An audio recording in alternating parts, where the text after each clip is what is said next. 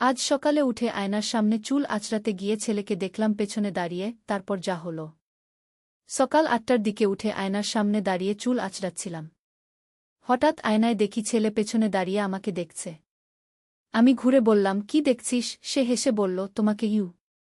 আমাকে দেখছিস কেন? আমি জিজ্ঞেস করলাম। সে কাছে এসে আমার পেছনে দাঁড়াল। আয়নায় আমাদের দুজনকে পাশাপাশি দেখা যাচ্ছিল। সে বলল, মা দেখো আমরা কত সুন্দর লাগছি একসাথে। আমি আয়নার দিকে তাকালাম। সত্যিই আমাদের দুজনকে ভালো লাগছিল। সে আমার কাঁধে হাত রেখে বলল, মানুষে বলে আমি তোমার সাথে দাঁড়ালে স্বামী স্ত্রীর মতো লাগি। আমি তার হাত সরিয়ে দিতে গেলাম, কিন্তু সে আরও শক্ত করে ধরল।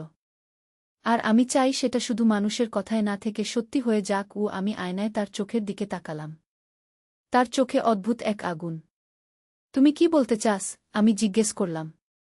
সে আমাকে ঘুরিয়ে নিজের দিকে মুখ করিয়ে বলল, আমি বলতে চাই আমি তোমাকে ভালোবাসি। আমার নিঃশ্বাস আটকে গেল। শুধু মায়ের মতো নয়, আমি তোমাকে ভালোবাসি একজন নারী হিসেবে। কি তার কথায় আমার পা কাঁপছিল।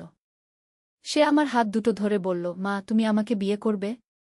আয়নায় আমাদের প্রতিবিম্ব দেখা যাচ্ছিল। সে বলল, এই আয়নায় আমরা স্বামী স্ত্রী হিসেবে নিজেদের দেখব। আমি আয়না থেকে চোখ সরিয়ে নিলাম। সে আমার চিবুক তুলে বলল, মা আমাকে উত্তর দাও। তুমি কি আমার স্ত্রী হবে? আয়নার সামনে দাঁড়িয়ে আমার মনে হচ্ছিল যেন পুরো পৃথিবী উল্টে গেছে। এই গল্পটি সম্পূর্ণ শুনলে আপনাদের পানি অটোমেটিক বের হয়ে যাবে, যত দ্রুত সম্ভব হাতের কাছে টিস্যু নিয়ে বসে পড়ুন। বিছানার চাদর যেন নষ্ট না হয় সেটা সম্পূর্ণ খেয়াল রাখার অনুরোধ জানিয়ে গল্পটি এখন শুরু করব। তার আগে সর্বশেষ অনুরোধ, দয়া করে এমন পানি বের করার গল্প নিয়মিত শুনতে আমাদের চ্যানেলটি সকলেই সাবস্ক্রাইব করুন। ধন্যবাদ। হ্যালো বন্ধুরা, আমার নাম মালতী সেন। আমার বয়স ৪৩ বছর। আমার স্বামীর নাম সুব্রত সেন, বয়স ৪৬ বছর। আমাদের ২ সন্তান, রাহুল আর মিতু। রাহুল ২০ বছর বয়সী, বিশ্ববিদ্যালয়ে পড়ে। মিতু ১৩ বছর বয়সী, স্কুলে যায়। এই ঘটনার পর থেকে আমার মাথায় শুধু একটা জিনিসই ঘুরপাক খাচ্ছিল। রাহুলের এই আচরণ কেন? আমি ভাবতে থাকলাম, হয়তো সে কোনো মানসিক চাপে আছে, অথবা তার বন্ধুদের কোনো প্রভাব। কিন্তু না, রাহুল এমন ছেলে নয়। সে খুব ভালো ছেলে। তাহলে কি কারণ? আমি স্বামীকে এই বিষয়ে বলব কিনা ভাবতে লাগলাম। কিন্তু এমন কথা কিভাবে বলবো? সুব্রত হয়তো রেগে যাবে রাহুলের উপর। তাহলে বিষয়টা আরও জটিল হবে। তাই চুপ থাকাই ভালো মনে হল। কিন্তু পরের দিন সকালে আবার সেই একই ঘটনা। আয়নার সামনে দাঁড়িয়ে আছি, রাহুল এসে পেছনে দাঁড়াল। এবার আমি তাড়াতাড়ি ঘুরে বললাম, রাহুল তুমি কেন এভাবে আমার পেছনে দাঁড়াও? সে হাসল। বলল, মা তুমি এত সুন্দর। আমার বন্ধুরা বলে তুমি আমার গার্লফ্রেন্ডের মতো লাগো গো। আমার রক্ত শুকিয়ে গেল। কি বললি? হ্যাঁ মা। আর তারা বলে তোমার সাথে আমার সম্পর্ক অস্বাভাবিক। কিন্তু আমি তো জানি আমাদের সম্পর্ক খুবই বিশেষ। আমি বুঝতে পারলাম না কি বলবো। রাহুল আমার কাছে এসে বলল, মা আমি তোমাকে চাই। শুধু মা হিসেবে নয়, আমি তোমাকে আমার জীবনসঙ্গী হিসেবে চাই। এই কথাগুলো শুনে আমার পুরো শরীর কাঁপতে লাগল। আমি বললাম, রাহুল তুমি কি বলছো? আমি তো তোমার মা। সে বলল, মা কিন্তু তুমি একজন নারীও তো। আর আমি একজন পুরুষ। আমাদের মধ্যে ভালোবাসা হতেই পারে। আমি তার কথা শুনে হতভম্ব হয়ে গেলাম। এমন কথা একজন ছেলে তার মায়ের সাথে কিভাবে বলতে পারে? আমি বললাম, রাহুল তুমি পাগল হয়ে গেছ। এই কথাগুলো আর কখনো বলো না। কিন্তু রাহুল আমার হাত ধরে বলল, মা তুমি আমাকে প্রত্যাখ্যান করছো কেন? আমি তো তোমাকে সত্যিকারের ভালোবাসা দিতে পারি। আমি তার হাত ছাড়িয়ে নিয়ে বললাম, থামো। আর একটা কথাও বলো না। তুমি তোমার রুমে চলে যাও। রাহুল আমার দিকে তাকিয়ে বলল, ঠিক আছে মা। কিন্তু মনে রাখবে আমি তোমাকে ছাড়ব না। তুমি আমার হবেই। এই কথা বলে সে চলে গেল। আমি আয়নার সামনে দাঁড়িয়ে রইলাম। আয়নায় আমার প্রতিবিম্ব দেখতে দেখতে ভাবলাম, এই আয়নাটাই কি সব সমস্যার মূল? এই আয়নায় দাঁড়িয়ে রাহুল কি আমাকে অন্যভাবে দেখে? সেদিন সারাদিন আমার মন খারাপ ছিল। রাহুলের এই আচরণে আমি খুবই চিন্তিত হয়ে পড়লাম। সে কি সত্যিই মানসিকভাবে অসুস্থ হয়ে পড়েছে? নাকি কোনো খারাপ সঙ্গের প্রভাবে পড়েছে? রাতে সুব্রত অফিস থেকে ফিরে এল। আমি ভাবলাম তাকে সব বলবো। কিন্তু কিভাবে বলবো? এমন কথা বলা তো খুবই কঠিন। সুব্রত খাওয়া শেষে বলল, কি ব্যাপার, তুমি আজ খুব চুপচাপ? কোনো সমস্যা? আমি বললাম, না কিছু না গি। কিন্তু সুব্রত আমাকে ভালো চেনে। সে বলল, বলো তো কি হয়েছে? তোমার মুখ দেখে মনে হচ্ছে কোনো চিন্তায় আছো গু। আমি অনেকক্ষণ ভেবে বললাম, রাহুলের ব্যাপারে কিছু বলতে চাই। কি হয়েছে রাহুলের? সে আজকাল অদ্ভুত আচরণ করছে। আমার সাথে কথা বলার ধরনটা পরিবর্তন হয়েছে গি। সুব্রত বলল, কেমন পরিবর্তন? আমি একটু ইতস্তত করে বললাম, সে আমাকে অন্যভাবে দেখে। মানে কি? মানে কি? আমি সাহস করে বললাম, সে আমাকে তার গার্লফ্রেন্ড মনে করে গি। সুব্রত প্রথমে হেসে বলল, কি বলছ? এ তো খুবই স্বাভাবিক। ছেলেরা মায়েদের প্রশংসা করে কি? না, এটা সাধারণ প্রশংসা নয়। সে আমাকে বিয়ে করতে চায়। সুব্রতের হাসি মুখ থেকে মিলিয়ে গেল। কি? তুমি কি বলছ? আমি পুরো ঘটনা বললাম। সুব্রত শুনে রেগে আগুন হয়ে গেল। বলল, আমি এখনই রাহুলকে ডেকে এনে শাস্তি দেবগু। আমি তাকে থামালাম। না, এভাবে রেগে গেলে বিষয়টা আরও খারাপ হবে। আমি ভাবছি রাহুলকে একজন মনোবিদের কাছে নিয়ে যাব। সুব্রত বলল, হ্যাঁ সেটাই ভালো। কিন্তু আমি রাহুলের সাথে একবার কথা বলবো। পরের দিন সকালে সুব্রত রাহুলকে ডেকে নিয়ে কথা বলল। আমি দূর থেকে শুনতে পাচ্ছিলাম। সুব্রত বলল, রাহুল, তোমার মায়ের সাথে তোমার আচরণ ঠিক নেই গু। রাহুল বলল, বাবা, আমি মায়ের কোনো ক্ষতি করিনি গি। কিন্তু তুমি তার সাথে যেভাবে কথা বলছ সেটা ঠিক নেই।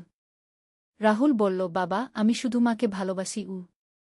ভালোবাসা আর কামনা আলাদা জিনিস রাহুল।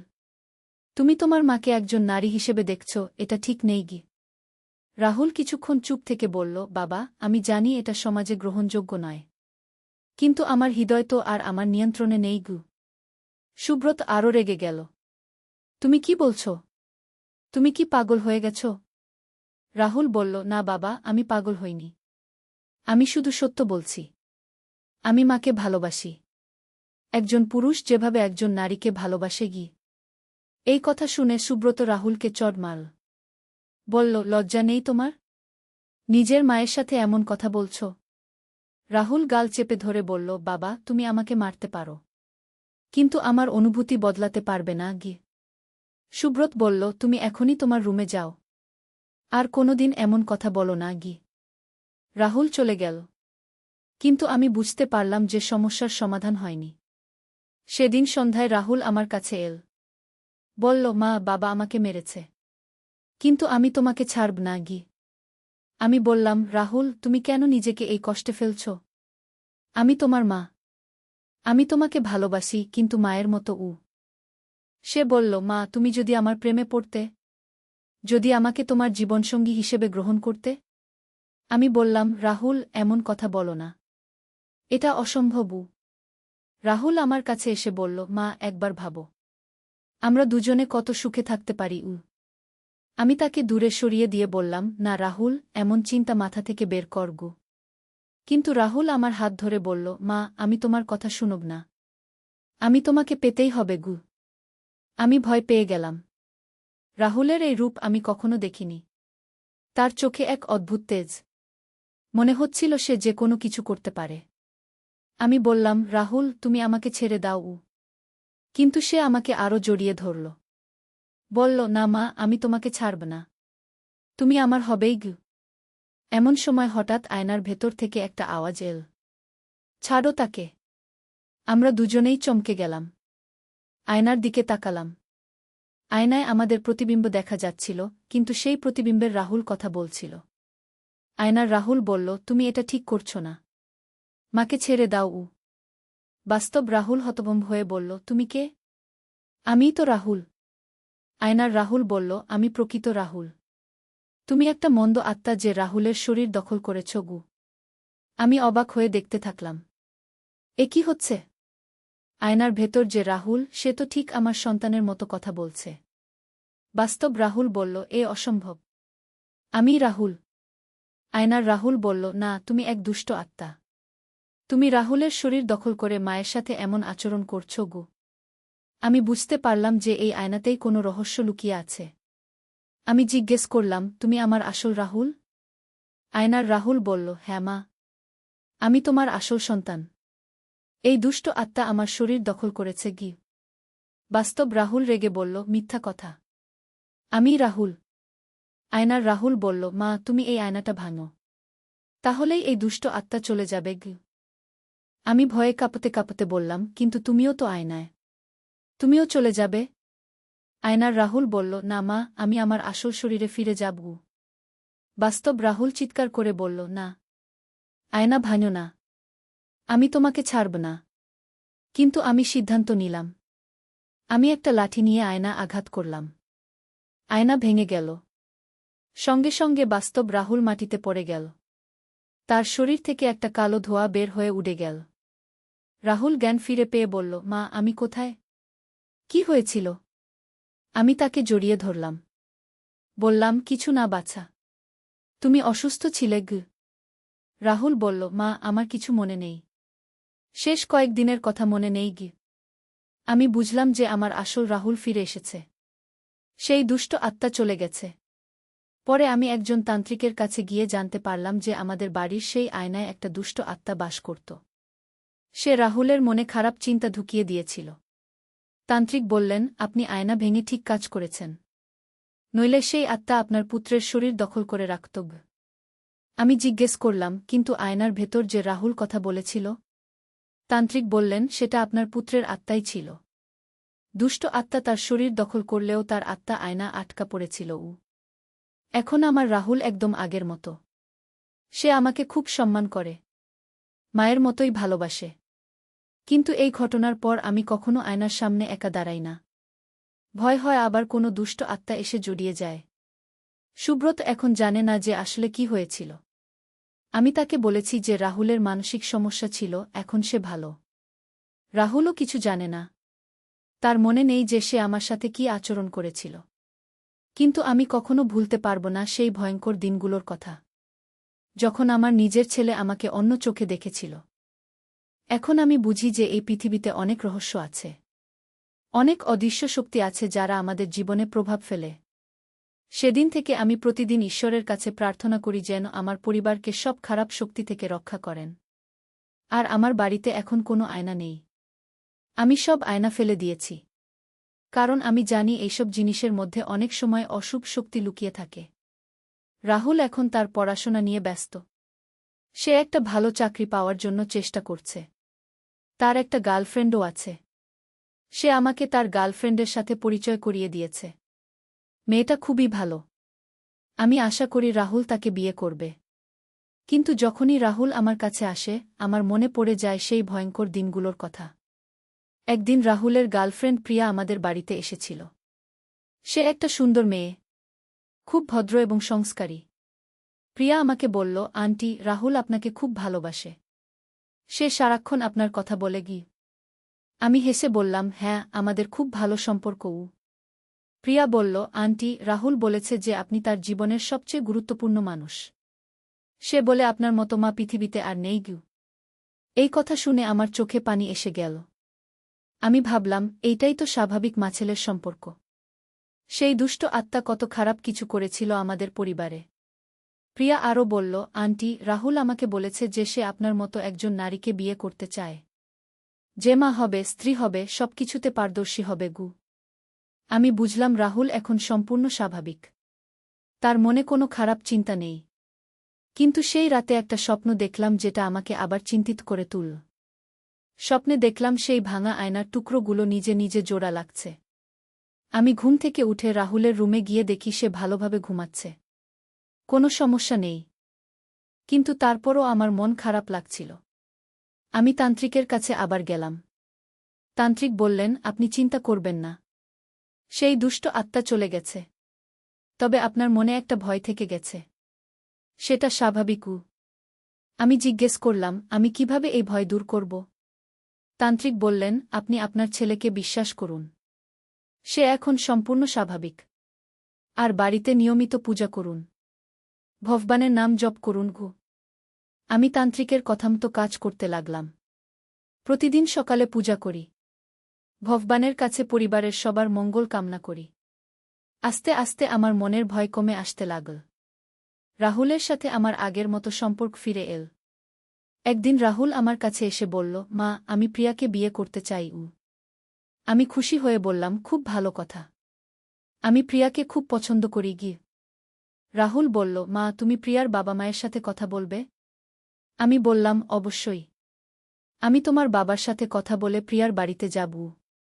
এভাবে রাহুলের বিয়ের প্রস্তুতি শুরু হল। প্রিয়ার বাবা মা আমাদের প্রস্তাব রাজি হলেন।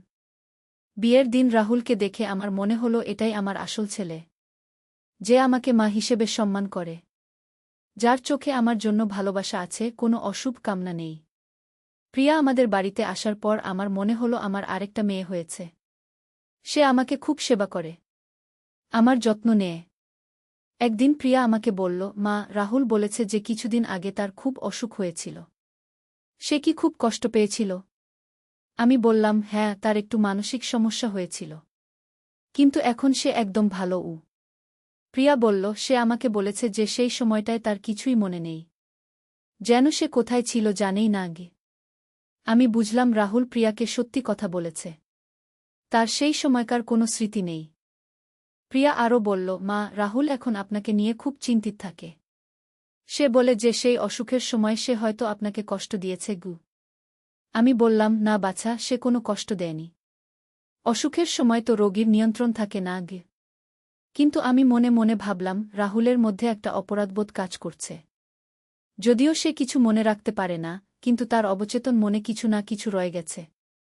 আমি সিদ্ধান্ত নিলাম রাহুলের সাথে একবার খোলাখুলি কথা বলবো। একদিন রাহুল একা থাকার সময় আমি তার কাছে গেলাম। বললাম, রাহুল, তোমার অসুখের সময়কার কথা তুমি কিছু মনে রাখতে পারো? রাহুল বলল, না মা, যেন একটা কালো অন্ধকার, কিছুই মনে নেই। আমি বললাম, তুমি কোনো অপরাধবোধে ভুগছ? রাহুল একটু চুপ থেকে বলল, হ্যাঁ মা, আমার মনে হয় আমি হয়তো তোমার সাথে খারাপ ব্যবহার করেছি। আমি তার হাত ধরে বললাম, না বাছা, তুমি কিছু করনি, তুমি শুধু অসুস্থ ছিলে। রাহুল বলল, কিন্তু মা, আমার মনে একটা ভয় কাজ করে যে আমি কোনো খারাপ কাজ করেছি। আমি বললাম, রাহুল, তুমি কোনো খারাপ কাজ করনি, তুমি আমার ভালো ছেলে, সব ভুলে যাও। রাহুল আমাকে জড়িয়ে ধরে বলল, মা, আমি তোমাকে খুব ভালোবাসি, একজন মা হিসেবে তুমি আমার জীবনের সবচেয়ে মূল্যবান মানুষ। এই কথা শুনে আমার চোখে পানি এসে গেল। আমি বুঝলাম আমার আসল রাহুল সম্পূর্ণভাবে ফিরে এসেছে। এখন আমাদের পরিবার সুখে শান্তিতে আছে। রাহুল এবং প্রিয়া খুব ভালো আছে, তারা আমার যত্ন নেয়। মিতু এখন কলেজে ভর্তি হয়েছে, সে খুব মেধাবী মেয়ে। কিন্তু আমি এখনও মাঝে মাঝে সেই ভয়ঙ্কর দিনগুলোর কথা মনে করি, কিভাবে একটা দুষ্ট আত্মা আমার পরিবারে এত বড় সমস্যা করেছিল। আমি এখন বিশ্বাস করি যে এই পৃথিবীতে ভালো এবং খারাপ দুই ধরনের শক্তিই আছে। আমাদের সাবধান থাকতে হবে খারাপ শক্তি থেকে। আর সবচেয়ে বড় কথা হল, ভগবানের উপর ভরসা রাখতে হবে। তিনিই আমাদের সব বিপদ থেকে রক্ষা করেন। আমি আমার এই অভিজ্ঞতা অন্যদের সাথে শেয়ার করি যাতে তারাও সাবধান থাকে।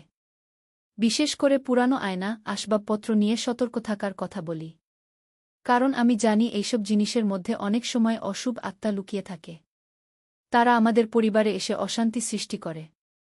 কিন্তু ভগবানের কৃপায় আমরা সেই বিপদ থেকে রেহাই পেয়েছি। এখন আমাদের পরিবার আগের চেয়েও বেশি সুখী। রাহুল এখন একটা ভালো কোম্পানিতে চাকরি করে। প্রিয়া একটা স্কুলে শিক্ষিকা হিসেবে কাজ করে। তারা শীঘ্রই সন্তানের মা-বাবা হতে যাচ্ছে। আমি দাদি হব। ভাবতেই ভালো লাগছে যে আমার নাতি বা নাতনি আমার কোলে খেলা করবে। সেই ভয়ঙ্কর সময়গুলো এখন অতীত।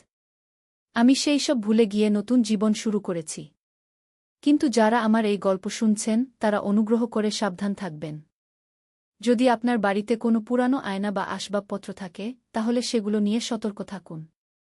আর যদি পরিবারের কোনো সদস্যের আচরণে হঠাৎ অস্বাভাবিক পরিবর্তন দেখেন, তাহলে দেরি না করে কোনো তান্ত্রিক বা ধর্মীয় ব্যক্তির সাহায্য নিন। কারণ অশুভ শক্তি খুব শক্তিশালী। তারা আমাদের মন নিয়ন্ত্রণ করতে পারে, আমাদের ভেতরে খারাপ চিন্তা ঢুকিয়ে দিতে পারে। কিন্তু ভগবানের শক্তি আরও বেশি। তিনি আমাদের সব বিপদ থেকে রক্ষা করেন। আমার এই গল্প শেষ করার আগে আর একবার বলি, সবসময় ভগবানের উপর ভরসা রাখুন। নিয়মিত প্রার্থনা করুন, পূজা অর্চনা করুন। তাহলে কোনো অশুভ শক্তি আপনার কাছে ঘেঁষতে পারবে না। এই ছিল আমার জীবনের সবচেয়ে ভয়ঙ্কর অভিজ্ঞতার গল্প। আশা করি আপনাদের এই গল্প থেকে কিছু শিক্ষা হবে। ভগবান আপনাদের সবাইকে ভালো রাখুন। আল্লাহর রহমতে পথ খোঁজা। প্রথম অধ্যায়, অন্ধকারের দিন। রাসেল নামের একটি ছেলে ছিল। বয়স তার মাত্র ২৫ বছর। ঢাকা শহরের একটা ছোট্ট বস্তিতে তার মা আর ছোট বোনকে নিয়ে থাকত। বাবা মারা গিয়েছিল যখন রাসেলের বয়স মাত্র ১৫। সেই থেকে পরিবারের একমাত্র উপার্জনকারী ছিল রাসেল। রাসেল প্রতিদিন ভোর ৫টায় উঠত। ফজরের নামাজ পড়ে বাজারে সবজি বিক্রি করত। দুপুরে একটু বিশ্রাম নিয়ে বিকেলে একটা দোকানে কাজ করত। রাতে বাড়ি ফিরে মাগরিবের নামাজ পড়ে মাকে সাহায্য করত। এভাবেই কেটে যাচ্ছিল তার দিনগুলো। একদিন সকালে যখন রাসেল বাজারে যাওয়ার জন্য প্রস্তুত হচ্ছিল, তখন তার মা ডাকল, রাসেল, একটু এদিকে আয়। রাসেল মায়ের কাছে গেল। মা তার হাত ধরে বসিয়ে দিল। বেটা, তোর বাবা মারা যাওয়ার পর থেকে তুই আমাদের দেখাশোনা করছিস। আল্লাহ তোকে বরকত দিয়েছেন। কিন্তু আমি চাই তুই একটু বেশি পড়াশোনা কর। বিশ্ববিদ্যালয়ে ভর্তি হোগু। আম্মা, আমি এখন কিভাবে পড়াশোনা করব? আমাদের তো খরচ চালানোই কষ্টও। মা মিষ্টি হেসে বলল, আল্লাহ যদি চান তাহলে সব পথ খুলে দেবেন। তুই চেষ্টা কর। আমি আর তোর বোন কম খেয়ে হলেও তোর পড়ার খরচ জোগাড় করব। রাসেল মায়ের কথায় খুব আবেগপ্রবণ হয়ে পড়ল। সে জানত মা কত কষ্ট করে তার জন্য এই কথাগুলো বলছে। সেই দিন থেকে রাসেল মনে মনে আল্লাহর কাছে দোয়া করতে লাগল, হে আল্লাহ, আপনি আমাকে পথ দেখান। আমি কি করব? দ্বিতীয় অধ্যায়, প্রথম পদক্ষেপ।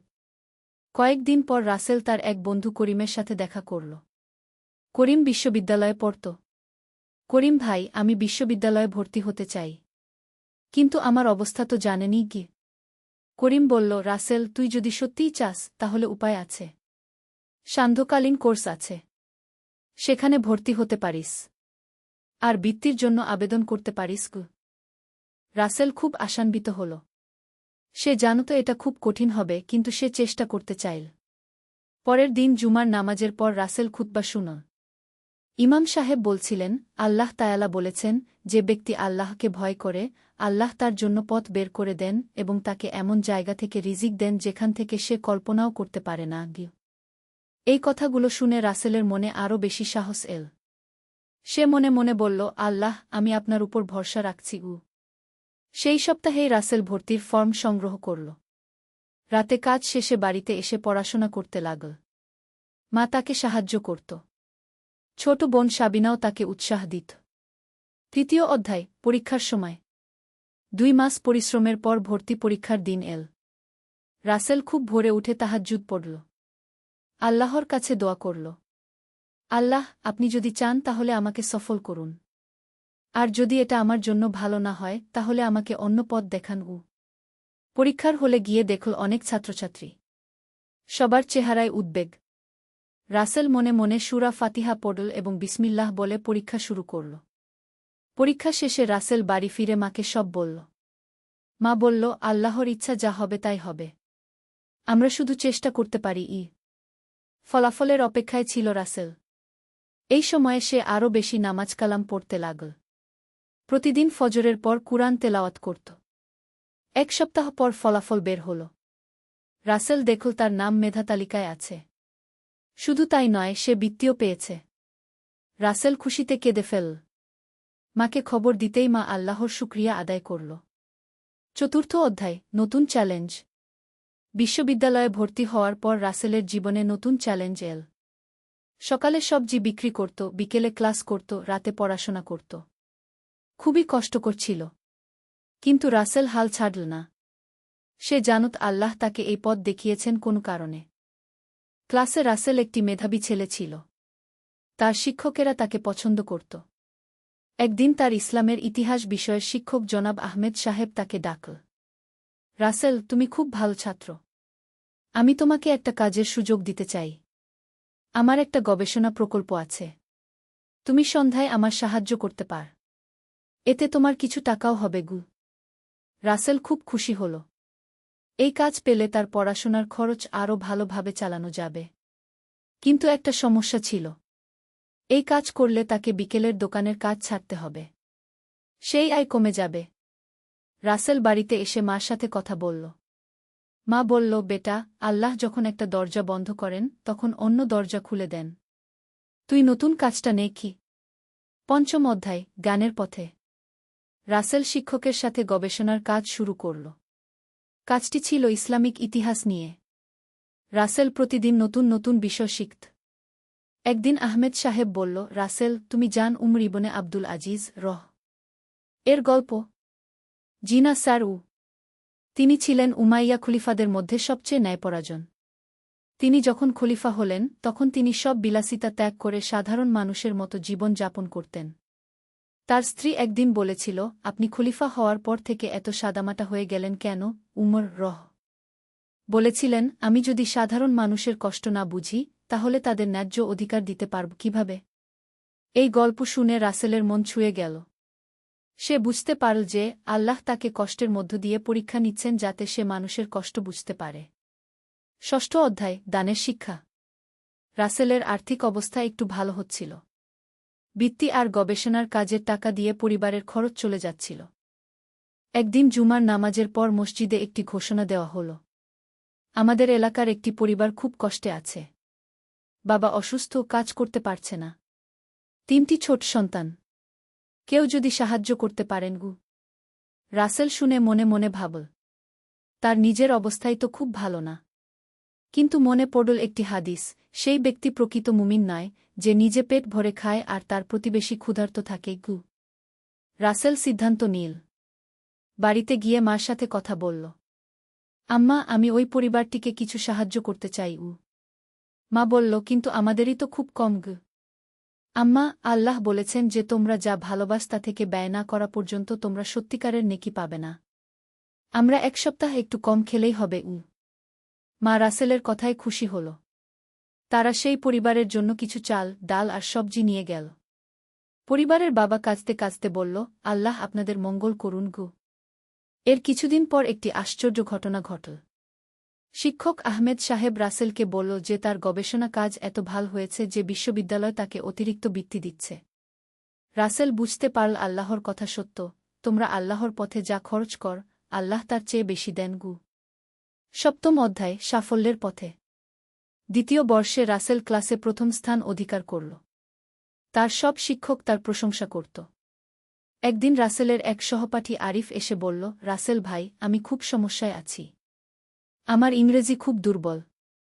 আপনি কি আমাকে একটু সাহায্য করতে পারবেন? রাসেল ভাবল, তার তো নিজেরই অনেক কাজ। কিন্তু তারপর মনে পড়ল রাসূল এর একটি হাদিস, সবচেয়ে ভালো মানুষ সে যে মানুষের উপকার করে। রাসেল আরিফকে সাহায্য করতে রাজি হল। প্রতিদিন ক্লাসের পর একটু সময় দিত তাকে। আরিফের ইংরেজি ভালো হতে লাগল।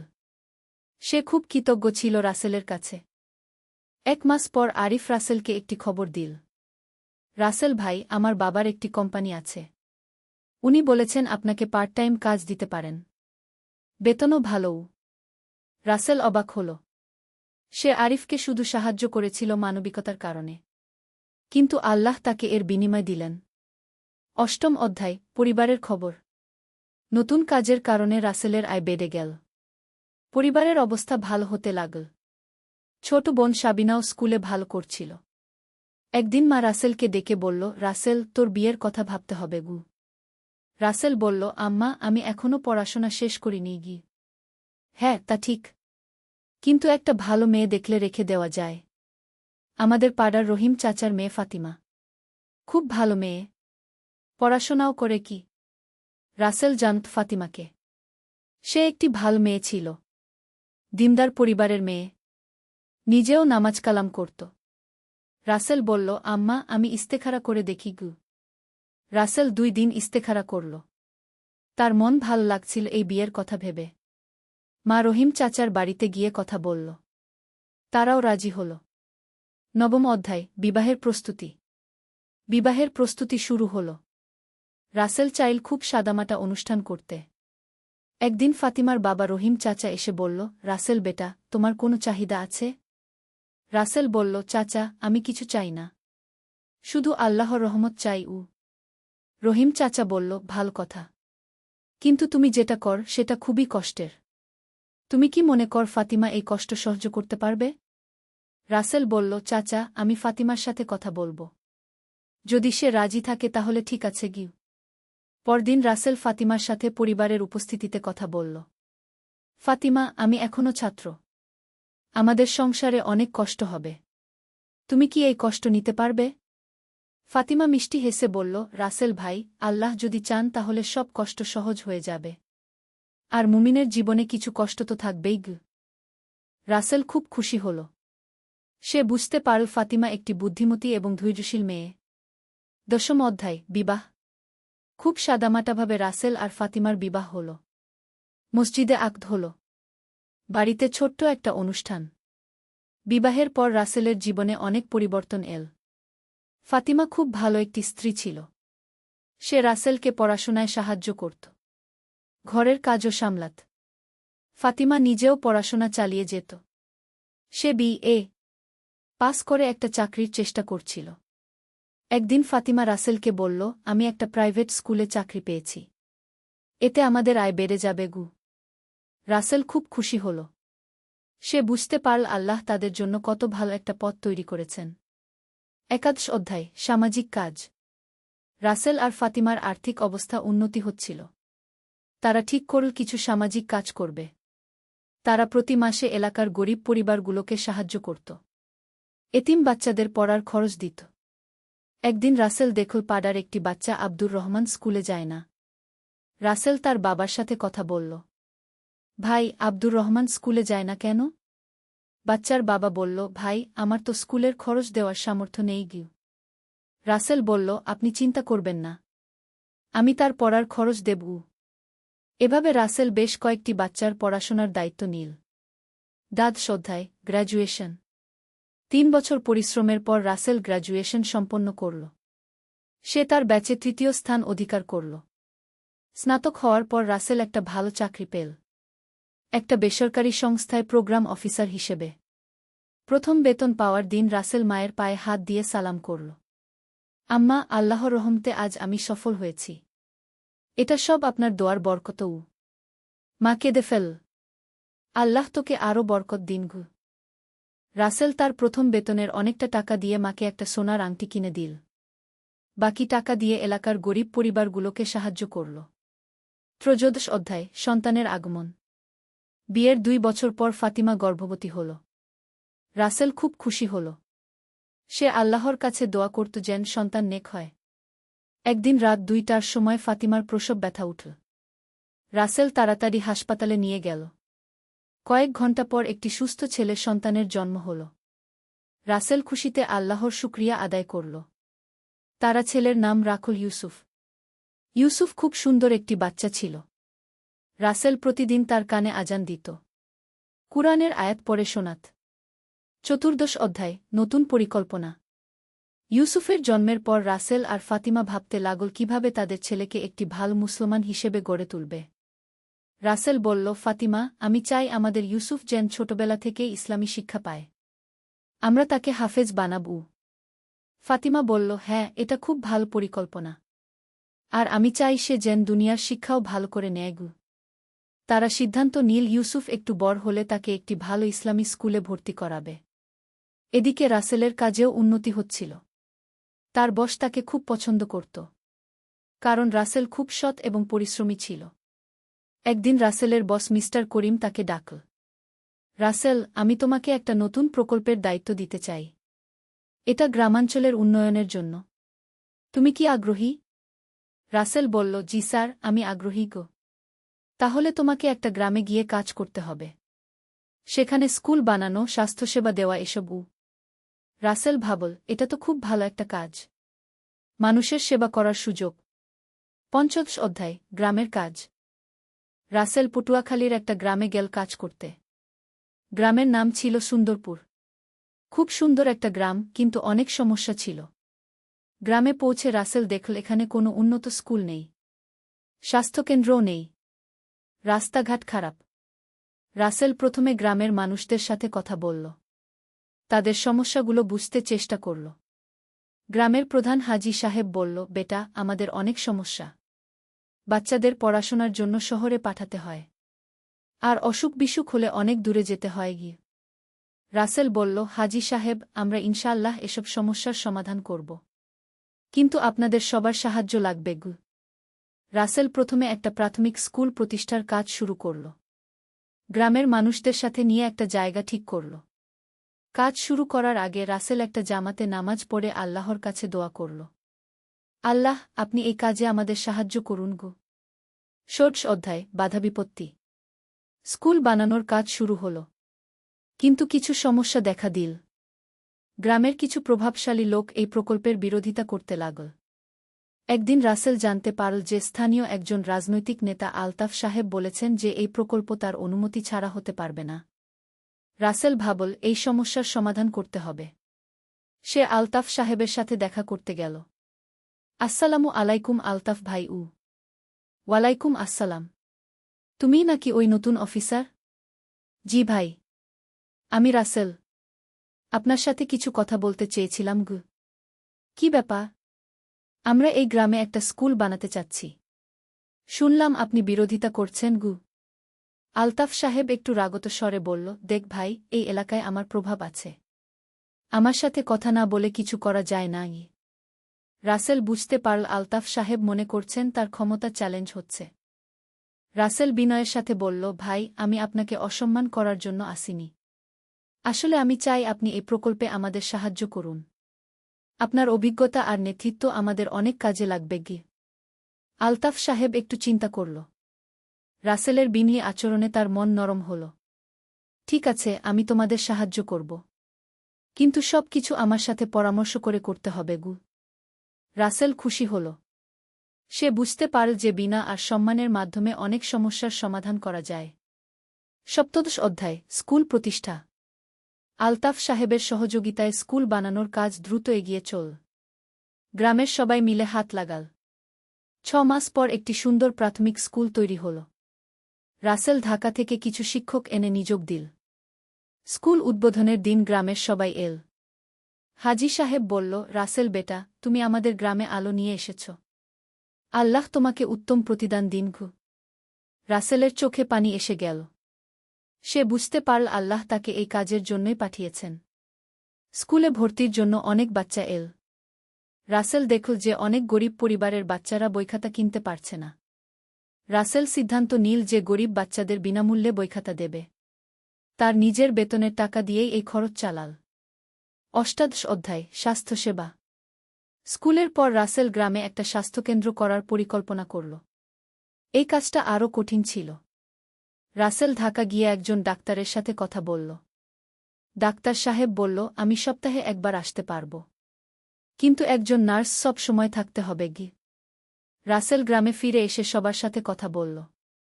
গ্রামেই একটি মেয়ে ছিল সালমা, যে নার্সিং ট্রেনিং নিয়েছিল কিন্তু কাজ পাচ্ছিল না। রাসেল সালমার বাবার সাথে কথা বলল। চাচা, সালমা যদি এই স্বাস্থ্যকেন্দ্রে কাজ করে তাহলে গ্রামের অনেক উপকার হবে গো। সালমার বাবা রাজি হল। সালমাও খুশি হল যে সে নিজের গ্রামেই কাজ করতে পারবে। 3 মাস পর স্বাস্থ্যকেন্দ্র চালু হল। প্রথম দিনেই অনেক রোগী এল। একটি বুড়ি এসে রাসেলের হাত ধরে বলল, বেটা, তুমি আমাদের জন্য কি করেছ? আল্লাহ তোমার মঙ্গল করুন গো।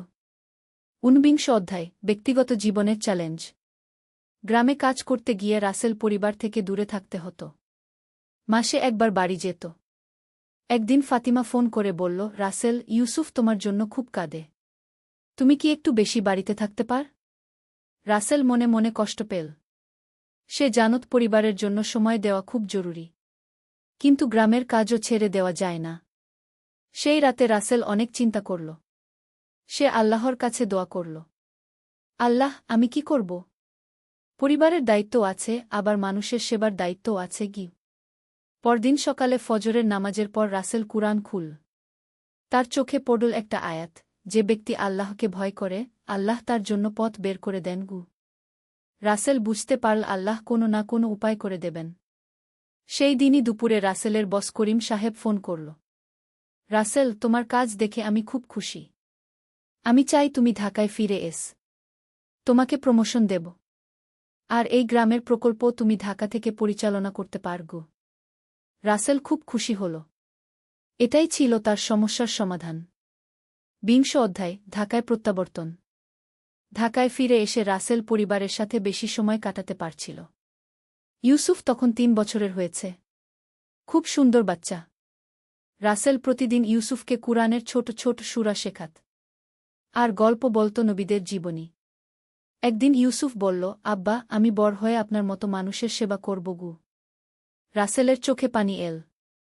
সে বুঝতে পারল সন্তানের উপর বাবার প্রভাব কত গভীর। এদিকে রাসেলের কাজেরও অনেক উন্নতি হল। সে এখন একটা বিভাগের প্রধান। অনেক প্রকল্প তার তত্ত্বাবধানে চলছে। কিন্তু সাফল্যের মধ্যেও রাসেল তার আসল লক্ষ্য ভুলে যায়নি। সে নিয়মিত দানখরাত করত। গরিব বাচ্চাদের পড়াশোনার খরচ দিত। ১ অধ্যায় সাম্প্রদায়িক সেবা। রাসেল দেখতে পেল ঢাকা শহরেও অনেক সমস্যা আছে। বস্তিতে বসবাসকারী মানুষদের জীবনযাত্রার মান খুব খারাপ। সে তার কয়েকজন বন্ধুকে নিয়ে একটা ছোট সংগঠন তৈরি করল। নাম দিল সেবা সংস্থা গু। প্রতি শুক্রবার তারা বিভিন্ন বস্তিতে যেত। ফ্রি চিকিৎসা সেবা দিত। বাচ্চাদের পড়াশোনার ব্যবস্থা করত। একদিন রাসেল একটা বস্তিতে গিয়ে দেখল একটা বাচ্চা খুব কাঁদছে। রাসেল তার কাছে গিয়ে জিজ্ঞেস করল, কি হয়েছে বেটা? বাচ্চাটি বলল, আমার মা অসুস্থ, কিন্তু ডাক্তার দেখানোর টাকা নেই গে। রাসেল তাড়াতাড়ি বাচ্চার মাকে হাসপাতালে নিয়ে গেল। চিকিৎসার খরচ দিল। বাচ্চার মা সুস্থ হয়ে বলল, ভাই, আপনি আমার জন্য এত করলেন কেন? রাসেল বলল, আপা, আমাদের নবী বলেছেন, মানুষের সেবা করাই আল্লাহর সেবা গু। ২ অধ্যায় পারিবারিক সুখ। রাসেল আর ফাতিমার সংসারে অনেক সুখ ছিল। তারা একে অপরকে সম্মান করত। একসাথে নামাজ পড়ত। কুরআন তেলাওয়াত করত। ইউসুফ এখন ৫ বছরের। খুব মেধাবী বাচ্চা। রাসেল তাকে একটা ভালো ইসলামী স্কুলে ভর্তি করিয়েছে। একদিন ইউসুফ স্কুল থেকে এসে বলল, আব্বা, আমাদের ক্লাসে একটা বাচ্চা খুব কাঁদছিল গু। কেন? তার বাবা মা তার স্কুলের ফি দিতে পারছে না আগে। রাসেল মুচকি হাসল। সে জানত তার সন্তান কোন দিকে যাচ্ছে। তুমি কি মনে কর আমাদের তাকে সাহায্য করা উচিত? ইউসুফ খুশি হয়ে বলল, হ্যাঁ আব্বা, আমরা তো সবসময় অন্যদের সাহায্য করি গু। পরদিন রাসেল স্কুলে গিয়ে সেই বাচ্চার ফি দিয়ে দিল।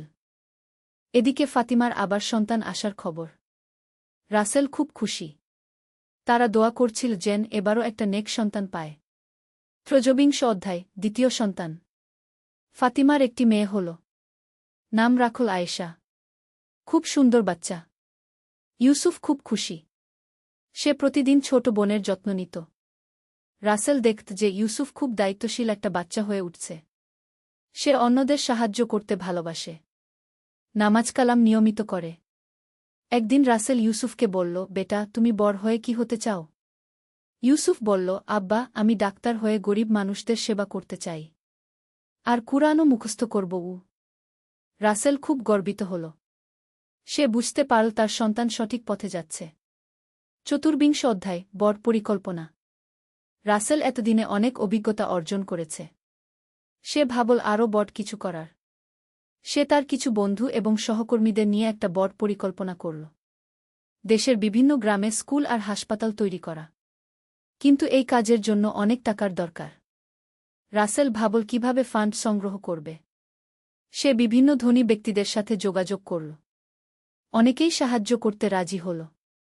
একদিন একজন বিজনেসম্যান হাজি করিম সাহেব রাসেলকে বলল, তুমি যে কাজ করছ এটা খুব ভালো। আমি তোমাদের নিয়মিত অনুদান দেবঘু। রাসেল খুব খুশি হল। সে বুঝতে পারল আল্লাহ তার কাজে সাহায্য করছেন। ৫ অধ্যায় সম্প্রসারণ। পরের বছর রাসেলের সংস্থা দেশের ৫টি জেলায় কাজ শুরু করল। তারা ১০টি স্কুল আর ৫টি স্বাস্থ্যকেন্দ্র চালু করল। রাসেল প্রতি মাসে এসব জায়গা ভিজিট করত। সে দেখত যে তার কাজের প্রভাব কেমন হচ্ছে।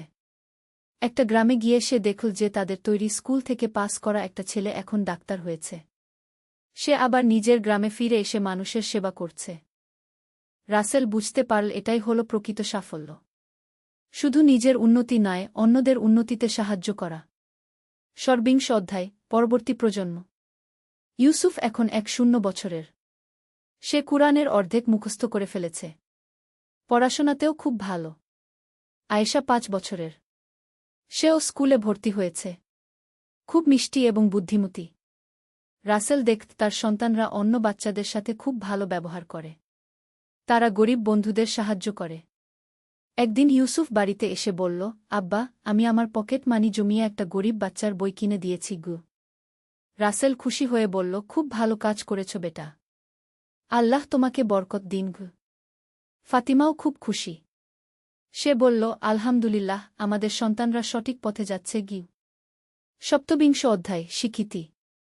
রাসেলের কাজের জন্য সে বিভিন্ন পুরস্কার পেতে লাগল। সরকার থেকেও সম্মাননা পেল। কিন্তু রাসেল কখনো গর্বিত হল না। সে সবসময় মনে রাখত যে এসব আল্লাহর রহমত। একদিন একটা অনুষ্ঠানে রাসেলকে সম্মাননা দেওয়ার সময় বলতে বলল। রাসেল মাইকে বলল, আমি যা কিছু করতে পেরেছি সব আল্লাহর রহমত। আমার মা, আমার স্ত্রী এবং অনেক মানুষের দোয়া আর সাহায্যে এটা সম্ভব হয়েছে। আমি শুধু একটা মাধ্যম গু। উপস্থিত সবাই তার কথায় মুগ্ধ হল। তারা বুঝতে পারল রাসেল একজন সত্যিকারের বিনয়ী মানুষ। অষ্টাবিংশ অধ্যায় পরিবারের ভবিষ্যৎ। ইউসুফ এখন 5 বছরের। সে কুরআন পুরো মুখস্থ করে ফেলেছে। পড়াশোনাতেও খুব ভালো। সে ডাক্তার হতে চায়। আয়েশা 0 বছরের। সেও কুরআন মুখস্থ করছে। আর ইঞ্জিনিয়ার হতে চায়।